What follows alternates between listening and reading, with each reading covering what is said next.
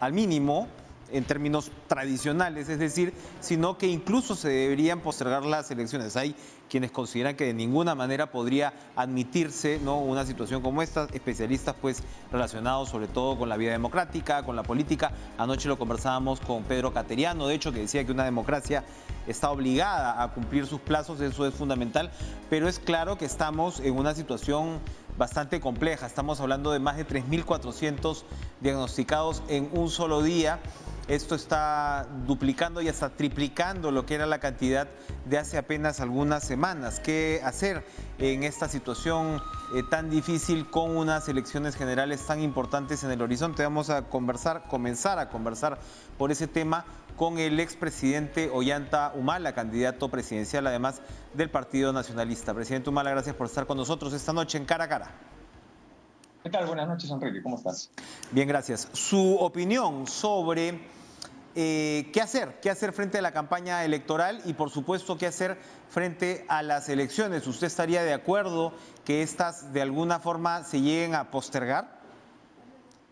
No, yo creo que hace bien el gobierno en ser coherentes, en mantener los plazos, porque si no estaría cometiendo una infracción a la Constitución, porque el presidente no puede, una causal de vacancias es dilatar el proceso electoral, ¿no? Creo que todos tenemos que aprender no solamente la política, sino tenemos que aprender a adaptarnos, a ser resilientes a esta situación del COVID, porque la pandemia sin vacunas y con nuevas variantes de la cepa, la vamos a tener todavía para varios años. Yo creo que inclusive mi propuesta fue que el presidente Sagasti adelante las elecciones por todo el desmadre que hay, disculpe la palabra, ¿no?, el desmadre que hay en el Congreso, un Congreso donde las bancadas están jugando electoralmente a aprobar normas sin mayor reflexión. Entonces, para evitar el daño, yo más bien había propuesto que se adelante las elecciones. Me parece que no sería conveniente postergar las elecciones.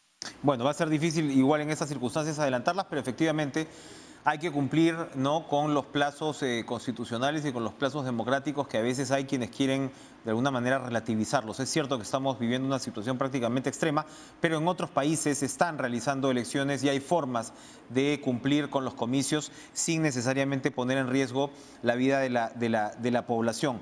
Se ha descartado también una cuarentena total y eso ha sido reiterado hoy por parte del gobierno, no solo el presidente, la primera ministra ha descartado tomar una medida como esta en momentos así. Sin embargo, volvemos, hay especialistas, entre ellos muy pegados al gremio médico, que insisten en que se deberían tomar medidas más duras para enfrentar esta segunda ola.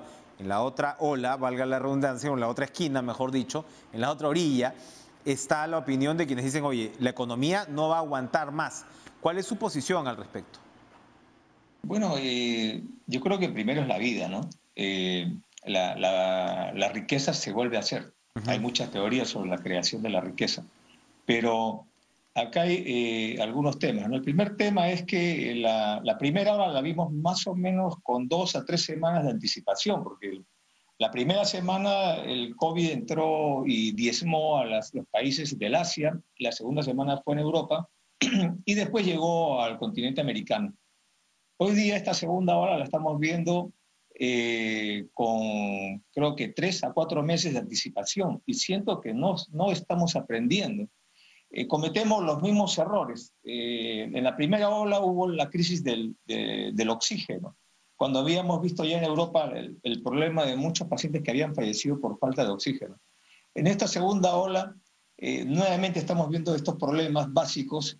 Sí saludo que el gobierno esté, por lo menos es lo que ha dicho la Premier, fortaleciendo el primer nivel de salud pública, que es lo que el error garrafal de este gobierno, que me parece que fue con el presidente Vizcarra, fue abandonar los centros médicos, las postas médicas y los hospitales estratégicos que creamos en nuestro gobierno y replegarse al hospital. Entonces, ha habido fallecimientos por COVID y fallecimientos de personas que por falta de tratamientos oncológicos, renales, operaciones programadas han fallecido. Y eso no debe volver a ocurrir. En cuanto a la cuarentena, yo la verdad que en estas condiciones no descarto nada. creo que estamos aprendiendo con el COVID. Acuérdate cuando se discutía la utilidad o no de la mascarilla y tantas cosas que hemos tenido que aprender a golpes. Entonces yo no descartaría nada en estas condiciones. Lo que sí tenemos que estar seguros es que la vida tiene que continuar, el país tiene que continuar y tenemos que encontrar políticos de experiencia que puedan resolver, dar soluciones pragmáticas y de mediano y largo plazo al problema que, como he dicho al principio, vamos a convivir todavía buenos años. Así es. Se refería a usted, por supuesto, al sistema de salud que se ha visto enfrentado pues, a una situación sin precedentes, pero además un sistema de salud efectivamente debilitado, poco preparado. Un exministro suyo, Miguel Castilla, acaba de publicar un libro bastante interesante en el cual, entre otras, hace una crítica con respecto a la calidad del sistema de salud, una especie de sesgo, advierte él, que se dio en los últimos años, sobre todo por el lado de construcción de hospitales. Entonces, construcción de hospitales que en muchos casos ni siquiera estaban listos, o no había el presupuesto, o no había el personal para dotar a esos hospitales. Él hace un cálculo gigantesco realmente de capacidad ociosa instalada en términos de estos hospitales, con el consecuente debilitamiento del sector primario, de este nivel primario al cual usted se refiere. ¿Cómo salir de este entrampamiento y cómo lo ve esto a la luz de su gobierno? Usted fue presidente, usted estuvo también al frente de ese sistema de salud. Claro, en nuestro gobierno hicimos una reforma de salud, empezando por elevar el presupuesto del sector que estaba en 2.2, 2.3% a más de 3%, 3.2, 3.3, es decir, más o menos un punto porcentual que en ese momento eran algo de 7.000 millones de soles. Creamos un viceministerio. Fortalecimos el primer nivel de la atención primaria con los hospitales o centros médicos estratégicos, que hemos construido más de 20, ¿no? Además de esto, fortalecimos las redes principales como la Almenábar, etcétera, y construimos grandes hospitales de carácter general, ¿no? Aumentamos el salario de la remuneración del personal de la salud porque lo que encontramos era que la concentración del personal de salud, particularmente especialistas, estaban en Lima o en la costa. Y de tal manera que creamos un programa Más Salud para llevar caravanas de médicos especialistas a las regiones donde faltan. Imagínense, esa vez en Ayacucho no había ni un solo cardiólogo. Hoy día en el norte de Cajamarca, en Jaén, solo hay 2 pediatras. Entonces, tratamos de resolver a través de este programa y logramos desembalsar la demanda enorme de médicos especialistas en el interior del país. Lo que tenemos hoy día que hacer es fortalecer el recurso humano. El problema no solamente son la falta de camas UCI, sino que está faltando el recurso humano. Si llegamos a tener el déficit en ambos puntos, estamos hablando del colapso del sistema de salud. ¿Qué hicimos nosotros entonces, no? Lo que hicimos nosotros fue aumentar las plazas, las contrataciones, etcétera, de médicos, y lo que estamos ahora, por ejemplo, proponiendo es la formalización de todos los trabajadores CAS del sector salud. Hoy día, por ejemplo, en Jaén, que he estado hace poco, hay médicos especialistas que están en el sistema CAS. Entonces, obviamente, esa es una desmotivación, desaliento para los especialistas que tienen 9, 10 años de formación académica, trabajar en un sistema temporal y bastante precario. Entonces, la formalización laboral tiene que empezar por el sector salud. ¿Y cómo impulsar la meritocracia también?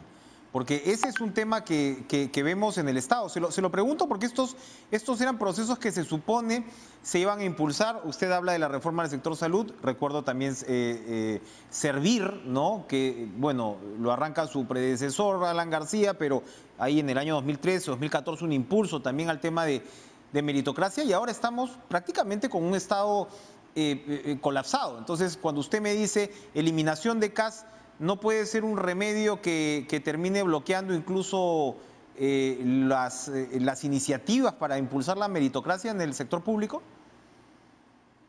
Nosotros efectivamente le dimos un impulso a la ley, creamos la ley Servir, una reforma del servicio civil y creamos la Escuela Nacional de Administración Pública, que está abandonada y trajimos una misión francesa para analizar el modelo de la Escuela Nacional de Administración Pública de Francia.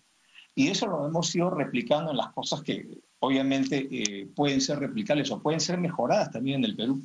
Lamentablemente, los intereses subalternos han ido primando en lo que viene en estos años. Por ejemplo, el personal administrativo del Congreso se salió de la ley Servir para que se apruebe la ley. Eso sucedió en nuestro gobierno. Pero posteriormente hay otros sectores, entiendo por ejemplo el Poder Judicial, los trabajadores se han salido de la ley Servir. Entonces todo el mundo se está saliendo de la ley Servir y solo van a quedar el Ejecutivo. Entonces obviamente eso va contra el espíritu de crear una meritocracia, de crear una carrera de servicio público que tenga pues un par de años de algo así como estudios generales y de ahí vienen las especializaciones de acuerdo a los requerimientos del Estado. Y esto se aplica al sector salud. Entonces, la formalización, no eliminación, sino la formalización del personal médico o personal de salud que están en CAS hoy día, tiene que ser siempre bajo las normas de la ley Servir. O sea, no es un tema automático. No tenemos que... Todos estos cambios tienen que hacerse a través de las normas que se han ido creando. Y yo creo que acá la ley Servir es el instrumento principal para la formalización del personal CAS en el sector salud. Interesantes propuestas, presidente Humala, pero bueno, ¿cómo observa las encuestas? Se ha comentado mucho la cantidad de antivoto que tiene su candidatura, más de 70%. Me parece que, bueno, las encuestas le dan un 4%, que en realidad también es verdad, pues no se diferencia mucho de los otros candidatos, exceptuando al puntero. Pero ¿cómo va a ser para revertir esta situación? Trabajando. Enrique, hay que trabajar más nomás.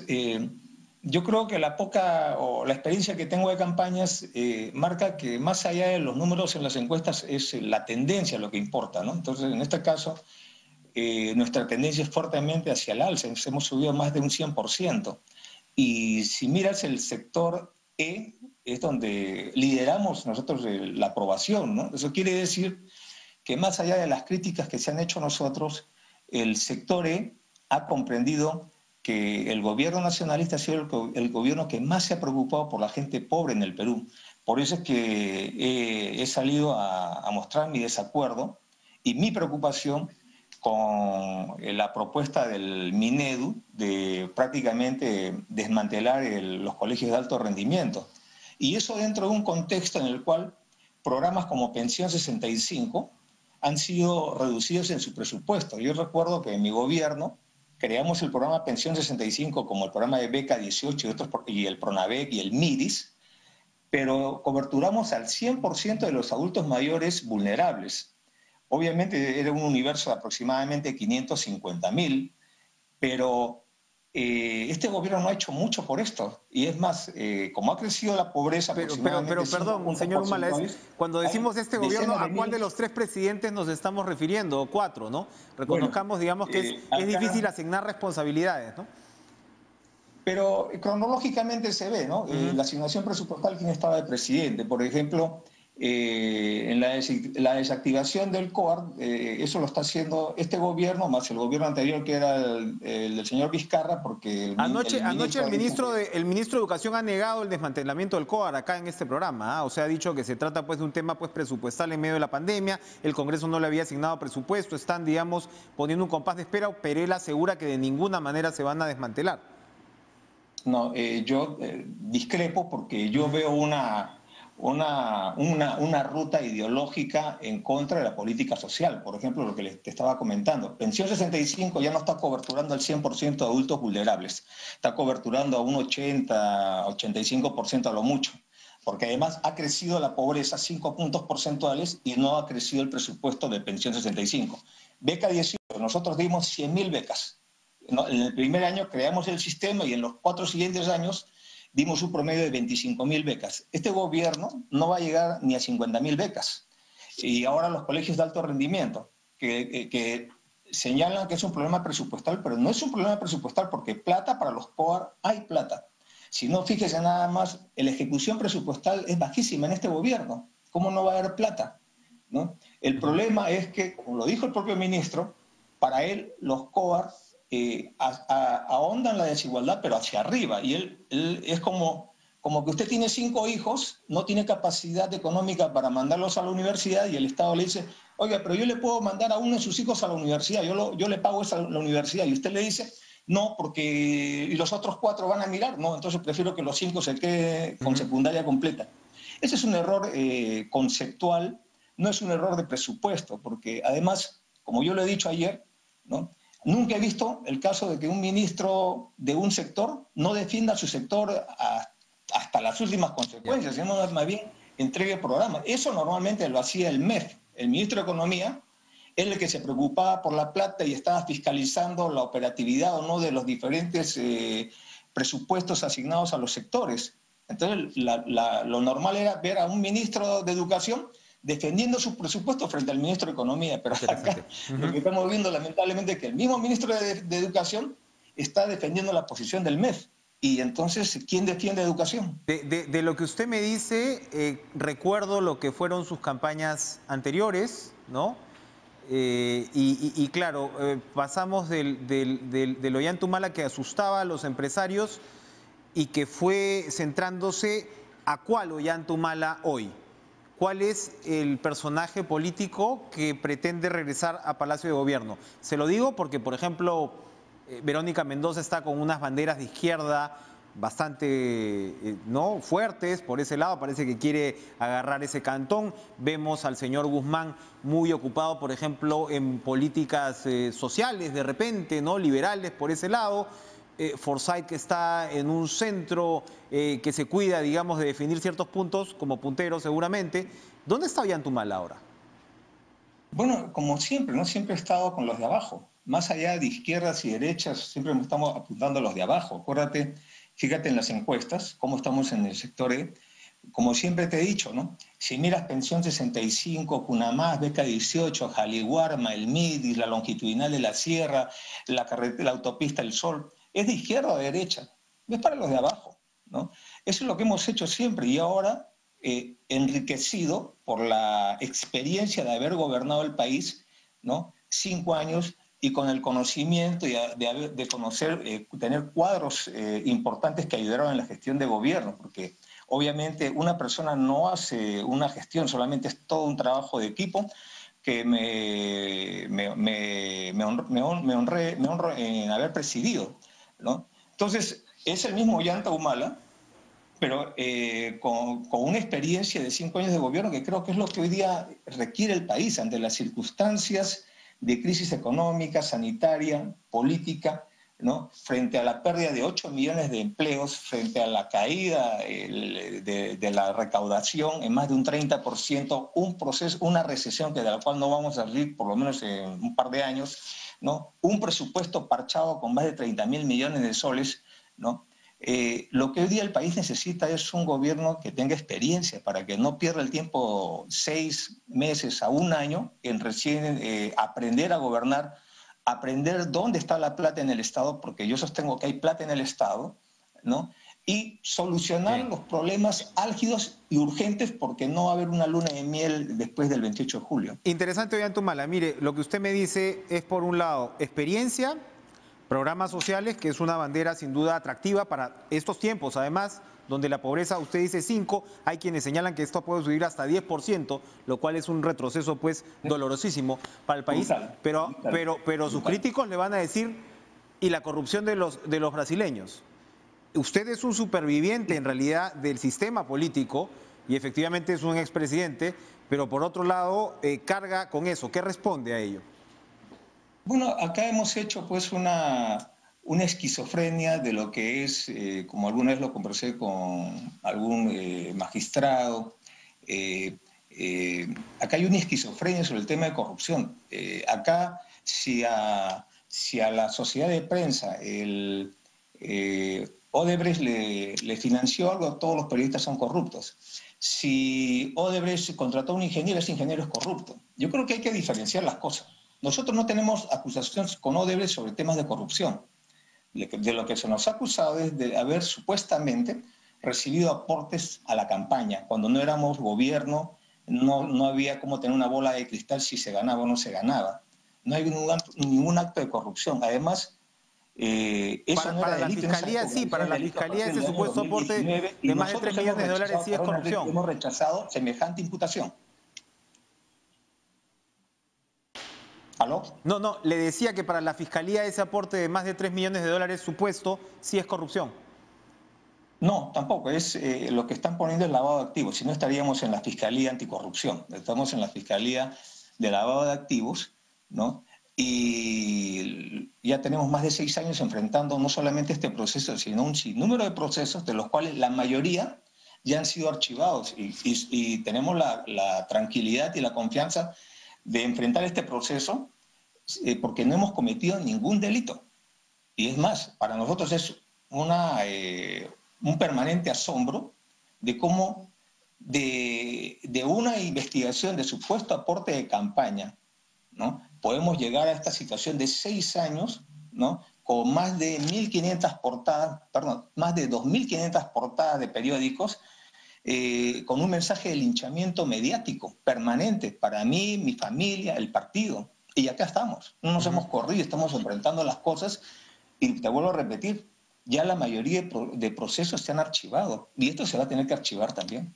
A propósito de eso, le quería preguntar sobre un tema estrictamente de coyuntura actual. La Procuraduría de SUNAT ha denunciado a los fiscales del equipo Lavajato porque estos, el señor Pérez, el señor Vela, excluyeron a los exfuncionarios de Odebrecht, comenzando por el señor Barata, de haber cometido delitos tributarios. Delitos tributarios que, según la Procuraduría, el ente pues, tributario, están relacionados con los delitos que se habrían cometido durante el tema del Metro de Lima en el año 2012. Me parece que es también en su gestión donde en realidad lo que se hace es repartir las coimas, ¿verdad? O sea, con Graña y Montero, ¿se acuerda de este tema de los dividendos? ¿No? Así es. Y claro, hay un choque ahí porque se señala que desde la Procuraduría de SUNAT, o mejor dicho, uno concluiría que la Fiscalía estaría de alguna manera buscando beneficiar a Odebrecht en lo que es, repito, contingentes tributarios que están en discusión por aproximadamente 1.000 millones de soles. ¿Qué opina al respecto? Bueno, lo que estamos viendo es cómo al principio el equipo especial parecía, pues ellos mismos politizaron el caso, pidiendo que la gente salga a las calles a defenderlos, protestando cuando los querían cambiar hacerles un cambio de colocación, llamando la atención al presidente de la República, al presidente del Tribunal Constitucional, a los ministros, a todo el mundo. No había quien pudiera criticar al equipo especial, ¿no? Había que persignarse antes de mencionar ese nombre, ¿no? Y lo que estamos viendo ahora es que ya están, después de tantos años se está perdiendo esa imagen y ya estamos entrando a la realidad, donde estamos viendo una serie de errores, por decir benévolamente, ¿no? Yo iría más allá todavía, ¿no? Será interesante en algún momento que se transparente el acuerdo de colaboración, cómo a la principal empresa corrupta, ¿no? Se le ha perdonado todo. Es más, la Fiscalía ha salido a defender al delincuente frente al Estado peruano y la Procuraduría ha hecho lo mismo, ¿no? Se le ha permitido al señor Barata y compañía que saquen toda su plata de acá, etcétera, y han negociado un acuerdo en el cual hoy día el equipo especial depende exclusivamente sus casos del comportamiento, el humor de los brasileños, ¿no? Ese es un tema que demoraríamos horas en analizarlo, pero cuando veamos el acuerdo que han firmado, ahí se podrá develar todo, que no entiendo por qué tiene que estar a estas alturas del partido en resguardo, ¿no? Pero además yo quiero señalar que nosotros no nos vamos a casar con ninguna empresa que haya cometido actos de corrupción, sea el Club de la Construcción, los brasileños o los que sean, ¿no? Esas empresas no van a volver a trabajar en el Perú. No tenemos por qué nosotros aceptar que empresas corruptas, ¿no? Sean perdonadas a través de un acuerdo en el cual ni siquiera el gobierno, el Estado peruano ha tenido arte ni parte, ¿no? Simplemente ha sido un grupo de fiscales y el procurador y han firmado a nombre del Estado. Y yo creo que eso no es así. El jefe de Estado y el gobierno tiene que ver eso y tiene que haber un principio, ¿no? Si estas empresas se han burlado del Estado y encima tienen el cuajo de demandar al Estado, en el caso de Gasoducto Surperuano, Entonces, no creo que deban volver a trabajar en el Perú, sea con el nombre de Odebrecht, o sea con el nombre que se ponga. Al final, ¿no? Así se vista de seda, mona se queda. De acuerdo, pero quiero pedirle una reflexión sobre, usted acaba de mencionar el caso del Club de la Construcción, y es importante hacer estas preguntas en campaña, porque usted está defendiendo una gestión y al mismo tiempo menciona un caso como el Club de la Construcción, donde lo que se señala es que durante su gobierno en realidad fue el Club de la Construcción que alcanzó prácticamente una formalización en términos de coimas. Esto existía antes, pero durante la gestión del exministro, que era muy cercano a usted, el exministro Paredes, me parece, esto alcanzó un nivel de organización y se dice que este exministro, que repito era muy cercano a usted, es ahora colaborador eficaz. ¿Cómo reflexiona frente a lo que ocurrió ahí en el MTC durante su gestión? Primero, no sé quién es el término, o sea, acá no podemos mezclar la realidad con los prejuicios, ¿no? Estamos mezclando lo objetivo con lo subjetivo, y tú eres un periodista de experiencia, sabes diferenciar eso, ¿no? Cuando hablamos se institucionalizó, ese es un tema opinable. Lo importante aquí, el objetivo, es que el Club de la Construcción ha sido un cartel de empresas que se han coludido con malos funcionarios públicos para lograr ventajas, ¿no? A través del gran demandante de obras que es el Estado peruano. Y esto ha funcionado desde el gobierno de Fujimori y todos los gobiernos, hasta en nuestro gobierno, hasta el año 2014, en que sacando al ministro Paredes se concluyó estas malas prácticas, ¿no? Entonces, mi reflexión es que tenemos que investigar no solamente al Club de la Construcción. ¿Cuántos clubes habrá? ¿No habrá un club de la salud? ¿No habrá un club sobre insumos que compra el Estado? ¿El club sobre la defensa, por ejemplo? Por ejemplo, en el sector defensa nosotros hemos creado la Agencia Nacional de Compras, justamente para evitar todos estos temas de malos manejos, porque ya veíamos con antelación, veíamos todos los problemas que había traído las compras militares, y eso lo debes saber tú, desde la época de Fujimori, cuando compraban aviones, helicópteros, como compras un carro de segunda en una avenida, ¿no? En la avenida Arriola, qué sé yo, ¿no? Entonces, mi reflexión es que el problema no es un problema de economía abierta, el problema es el mercado, y en el mercado lo que encontramos son prácticas mercantilistas y clientelistas, ¿no? Mercantilistas de parte de los agentes del mercado, como las empresas, como muchas empresas, pero también salvando la honorabilidad de otras empresas, y clientelistas de parte de malos funcionarios públicos. Y acá en mi gobierno ningún ministro ha sido elegido ni por amistad, ni por nada de esas cosas, ni por parentesco. Todos han sido elegidos, ¿no? Designados por el primer ministro del caso y por méritos. Pero usted mismo recuerda que sacó a Paredes, que era alguien cercano. Por eso me da la razón, pues, ¿no? Si hubiera sido mi uña y carne, no lo hubiera sacado, ¿no? Como era en otros gobiernos donde se metía a los compadritos, ¿no? O a los del partido. Acá no me he casado con nadie, ¿no? Y cuando hubo sospecha de este ministro, lo hemos sacado. Y si está de colaborador eficaz él y su hermano, ¿no? Bueno, pues estarán para salvar su cuello, imagino, porque todos los indican a ellos. Lo importante acá es que con nosotros en el año 2014 terminó esta mala práctica, ¿no? Entonces, claro, no es fácil,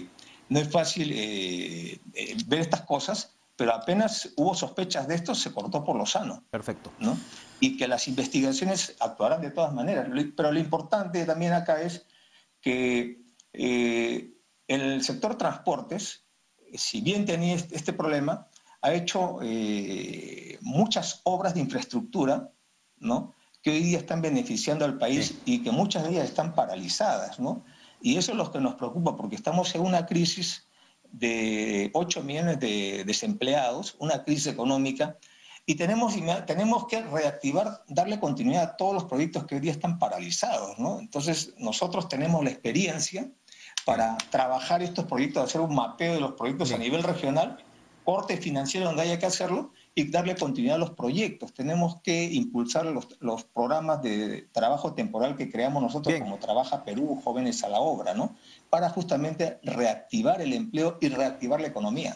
Muchas gracias, Ollantumala. Se nos ha terminado el tiempo. Habrá seguramente oportunidad de conversar a lo largo de la campaña. Gracias al expresidente Ollantumala por esta interesante conversación. Vamos de una vez a enlazarnos desde Washington con la periodista peruana Yani Chumpitaz. Tuvimos también una entrevista hace algunas semanas y hoy fue pues finalmente el día en el que Joe Biden asumió la presidencia de la República de Estados Unidos en medio de este desmadre que ha vivido la potencia norteamericana en las últimas semanas y los últimos días de la presidencia de Donald Trump, que ha roto una tradición democrática. Yani, gracias por estar con nosotros. Ha roto una tradición más hoy al no asistir a esta transición de mando, irse antes, entiendo yo, dejar una carta y subirse en medio de la banda sonora de My Way de Frank Sinatra al helicóptero que lo trasladó con su señora y decir que además va a regresar de alguna manera. ¿Cómo estás? Buenas noches, gracias por estar con nosotros. Tus impresiones sobre el terreno de lo que ha sido este día histórico. Buenas noches, Enrique. Buenas noches a todos los televidentes de TV Perú a nivel nacional. Gracias por el contacto. Efectivamente, hoy, como tú has mencionado, el expresidente Donald Trump ha sido, después de 152 años, el primer presidente en no juntarse, en no darle la bienvenida, que es algo muy protocolar, que es algo muy ceremonial, que se ve aquí en todos los cambios de gobierno en Estados Unidos, y se retiró a las 8 de la mañana de Washington, específicamente de Maryland, de la base naval de Maryland. Se ha retirado a su residencia en Mar-a-Lago, en Florida.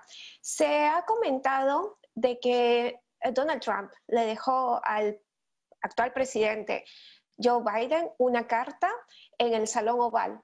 Aún no tenemos detalles específicos de cuál es el contenido de la carta, pero Joe Biden, cuando se le ha preguntado durante el transcurso de esta tarde sobre el contenido, él ha dicho que va a brindar mayor detalles cuando pueda hablar con Donald Trump sobre el contenido de esa carta.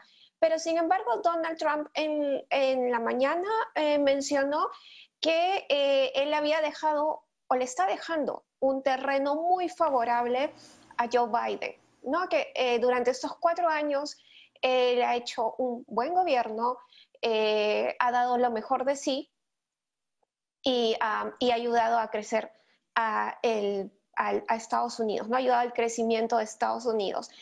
Por otro lado, en los últimos días, como ya todos saben, se ha vivido mucha tensión. Ayer se dio una alerta de un objeto explosivo, una bomba que se había colocado en la sede del Poder Judicial en Washington, que está justo frente al Capitolio. Esta información lo confirmaron los oficiales del Pentágono. Ayer también se separó a 12 efectivos del ejército que iban a estar hoy día en la toma de gobierno, porque forman parte de la extrema derecha de la extrema derecha del Partido Republicano, ¿no? De la gente o del grupo que apoya o que son totalmente radicales. Por otro lado, hoy día ha sido un día de muchas primeras cosas, ¿no? Tenemos a la primera vicepresidenta estadounidense, mujer, que es hija de inmigrantes, que es afroestadounidense. También es la primera vez que las mujeres más poderosas en la política, valga decir Kamala Harris, Michelle Obama, Hillary Clinton, estuvieron vistiendo el color púrpura. ¿Qué significa esto? Esto significa que es la unión de dos colores, el rojo y el azul, que son los colores de los dos partidos más importantes de Estados Unidos, el demócrata y el republicano. Y el púrpura es la unión, y eso es lo que ellas han simbolizado durante esta mañana a través de sus outfits, a través de sus vestimentas. Es muy importante lo que tocas, Yani, porque la vez pasada que conversábamos precisamente nos quedamos precisamente en el asalto al Capitolio. Parte de la duda que se plantea de aquí en adelante es qué va a pasar con el Partido Republicano. Este gesto de los outfits, como señalas, de estas mujeres tan influyentes e importantes, manda también un mensaje aparte del establecimiento republicano. Aquí la duda de aquí en adelante es si el Partido Republicano va a ser capturado por lo que Trump representa, que son de todas maneras valores, o si quieres en parte antivalores, pero muy poderosos en una parte del electorado, como se ha visto, ¿no?, con la votación de Trump o no. ¿Cómo se va a librar esa lucha? ¿El sector anti-Trump dentro del Partido Republicano es lo suficientemente fuerte a estas alturas? Siendo honesta, totalmente honesta, considero que, como bien mencionas y como bien conversamos la vez anterior, actualmente el Partido Republicano está totalmente dividido, ¿no?, entre los republicanos tradicionales y los republicanos que apoyan a Trump. Ahora, Trump durante la mañana mencionó que él iba a estar presente. ¿Presente de qué forma? Hay muchas formas en las que él puede estar presente. Se ha ido a Florida, que es un bastión muy fuerte de republicanos, pero más que republicanos, de seguidores de Trump. Se especula que desde allí Trump puede formar un nuevo partido político que va a estar separado de los republicanos tradicionales, que como hemos visto hoy en la mañana, por ejemplo, hoy en la mañana hemos visto a George Bush asistiendo a la toma de poder, hemos visto a Mike Pence, que ellos son los que representan realmente al Partido Republicano tradicional, ¿no?, que ponen por sobre todo al país, la seguridad del país, la unión y la seguridad de los estadounidenses y los inmigrantes que vivimos aquí. La otra parte es los de la extrema derecha, los Trump supporters, los seguidores de Trump, y lo que considero es que él se ha ido nuevamente allá a Florida para establecer las bases para lo que sería su nuevo partido político. E incluso se especula que se estaría pensando en lanzar como gobernadora o en algún puesto político, gobernadora, senadora, a Ivanka Trump. Con el paso de los tiempos, con el paso del tiempo, perdón, veremos cuáles son los siguientes pasos, ¿no? Actualmente ellos, que son de Nueva York, se han mudado a Florida. Es que los odian, ¿no? Eso los es un odian. gran cambio también para la familia Trump. Evidentemente en Manhattan los detestan al parecer, pero para ir redondeando, porque se nos acaba el tiempo, muy importante, Joe Biden ya firmó sus decretos como presidente, ha devuelto a Estados Unidos al Acuerdo de París, fundamental para hablar del cambio climático, que había sido la agenda emblemática en términos globales de la administración de Barack Obama, ha evitado la salida de la OMS, ¿no?, o por lo menos ha frenado eso, que también evidentemente en la pandemia era un temor, y ha ordenado parar de construir el muro con México. Estamos hablando de 3 puntos realmente fundamentales para la política de Trump, o al menos lo que significaba. ¿Qué se espera del acento que le va a poner Biden en las próximas semanas? Que evidentemente es lo que va a marcar el ritmo de su gobierno, incluido, por supuesto, la actitud frente a la pandemia, ¿no? Exacto. Para los próximos 10 días exactamente hay una serie de propuestas, 3 de las cuales tú has mencionado. La otra propuesta que está muy importante y que ha gozado de gran aceptación por parte de la comunidad inmigrante en general es que a los inmigrantes que están aquí en el país hasta hoy, 20 de enero, y que han estado pagando sus impuestos, pero que están de manera ilegal en el país, van a poder aplicar a una residencia, primero que va a ser una residencia parcial por 3 años y luego al 5.º año van a poder postular a una ciudadanía. Ese es un cambio muy grande y muy esperanzador para la comunidad inmigrante en este país. Vamos a ver cómo se va tomando cuerpo o fortaleciendo en los próximos 10 días, pero es actualmente lo que está más fuerte, lo que está como que en primer lugar, y los medios y los grupos activistas están poniéndole toda la atención. No, eso es como que lo más importante. Bien. Y aparte era también como que uno de los bastiones de Donald Trump, ¿no? Que él quería terminar con DACA, terminar con MAGA y mandar a todos los inmigrantes que no tenían documentos de vuelta a su país.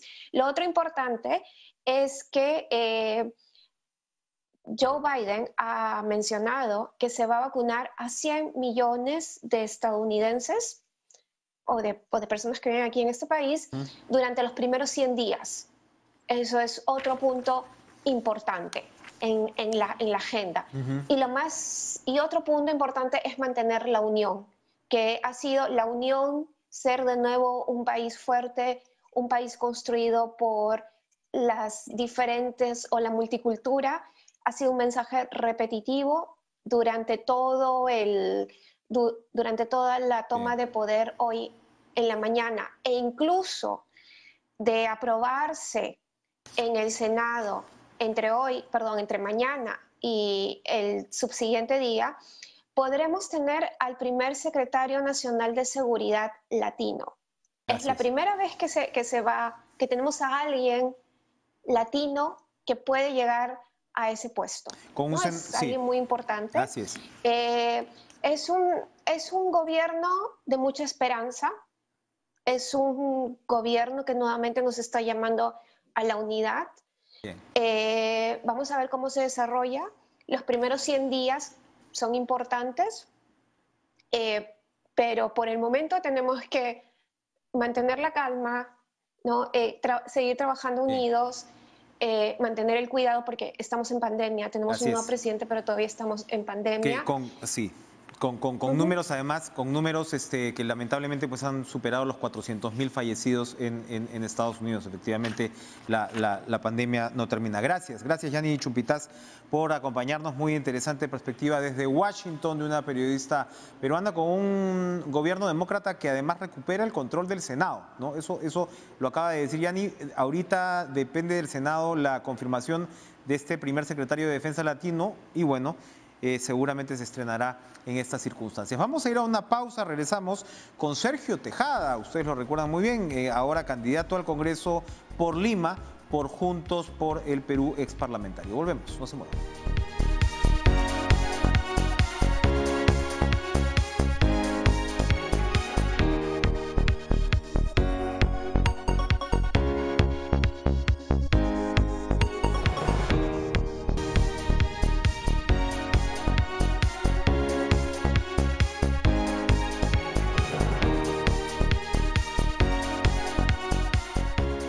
Le damos la bienvenida al ex parlamentario Sergio Tejada, actual candidato al Congreso por Lima por Juntos por el Perú.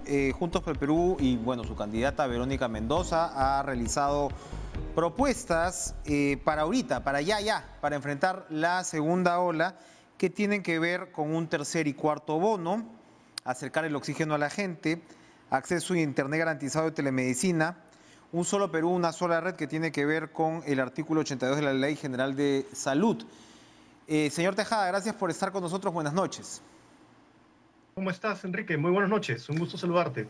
Igualmente. Cuénteme, ¿cómo estas propuestas se pueden aplicar ya y qué diferencia van a hacer? Por favor, con sentido de síntesis. Bueno, primero, estamos sumamente preocupados por la segunda ola, que ya es una realidad, y tenemos que detener los contagios antes de que colapse nuevamente el sistema de salud. Estamos planteando cosas muy concretas. Que se disminuyan, por ejemplo, los aforos, que haya más restricciones en espacios cerrados. Entendemos que una cuarentena ahora es sumamente difícil, pero sí se podría apoyar con un tercer y un cuarto bono. Eso nos parece fundamental.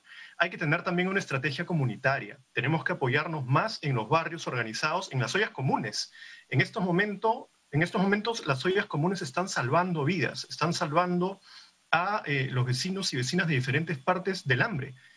Y vemos con preocupación, por ejemplo, el alza del gas, ¿no? No tienen presupuesto, no tienen víveres, necesitan tener un mayor apoyo. Hemos planteado también que se pueda habilitar diferentes espacios como municipios, comisarías, colegios, para que puedan dotar de oxígeno. Esto es fundamental. Y que las familias puedan tener acceso, por ejemplo, a los oxímetros. Y reforzar la telemedicina, que puedan haber consultas de esta manera para descargar también un poquito el sistema de salud, pero para eso necesitamos empezar a dotar de internet a las zonas que no la tienen y que es vital ahora para la gente tener ese acceso, porque no solamente es la comunicación con el exterior, la información, sino también los puede salvar frente a una emergencia.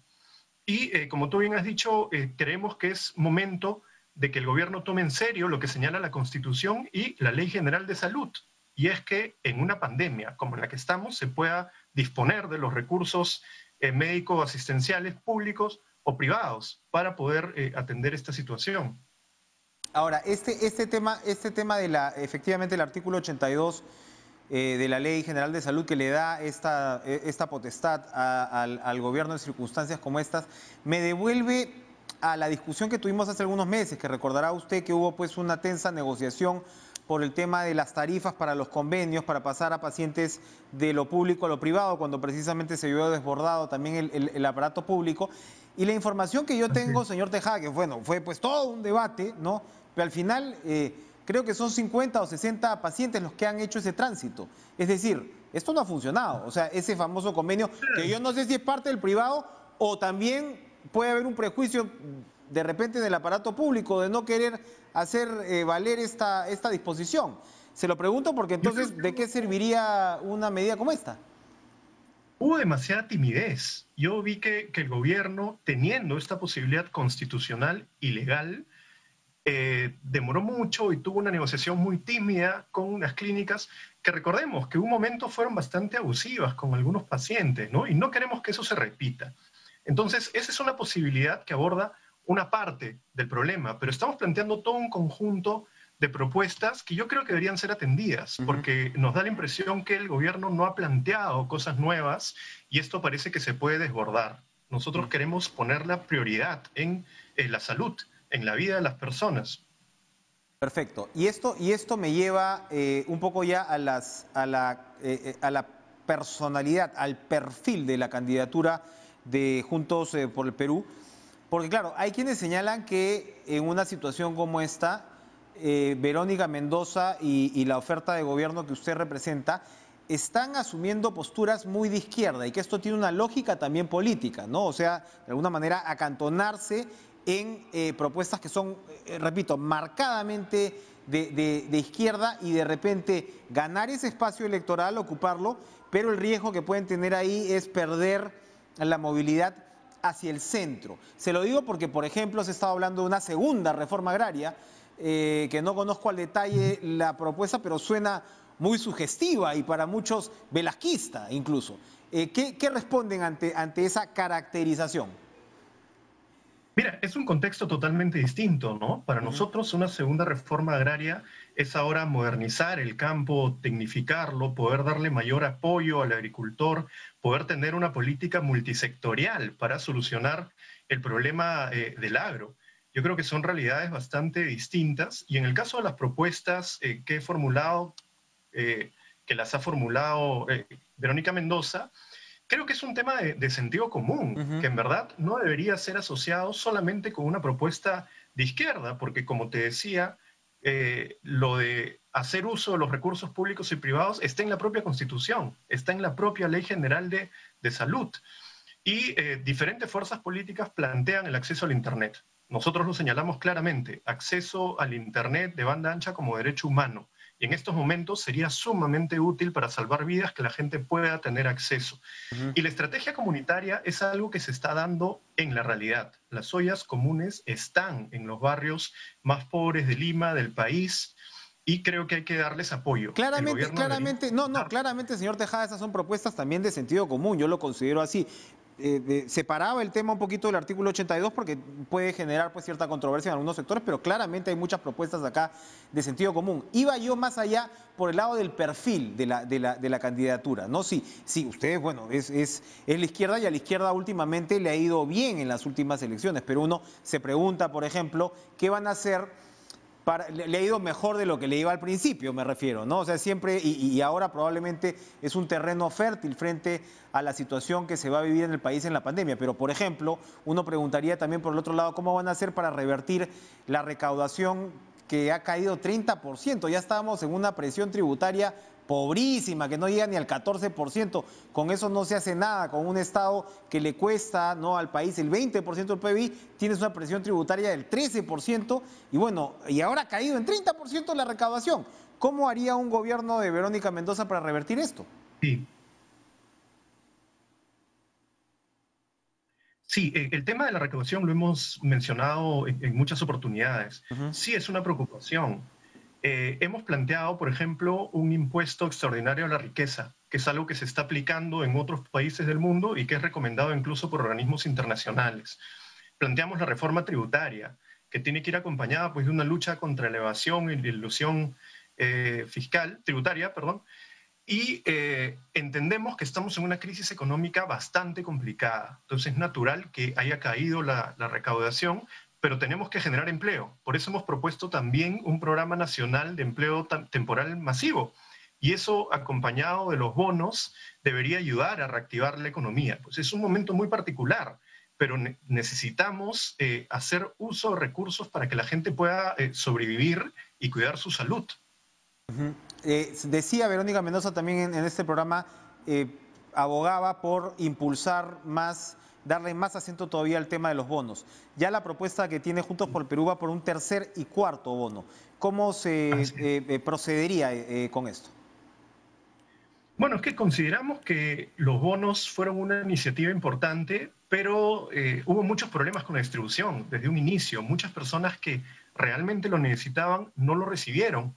Otras personas que no, quizás sí lo recibieron, pero además en un tiempo demasiado espaciado. Entonces, ¿cómo tú podías mantener una cuarentena por muchos meses con 1 o 2 bonos, con un monto que era muy pequeño, ¿no? Si se van a tomar mayores restricciones en el marco de esta segunda ola, los bonos tienen que llegar y tienen que llegar en periodos de tiempo adecuados. Creo que es un esfuerzo que se tiene que realizar necesariamente. Cuénteme, ¿qué opina de la propuesta de Keiko Fujimori de indultar a su papá? Estamos en desacuerdo, siempre lo hemos estado, hemos salido a las calles, además cuando se produjo el indulto por parte de PPK, un indulto que sabemos que estaba negociado, ¿no?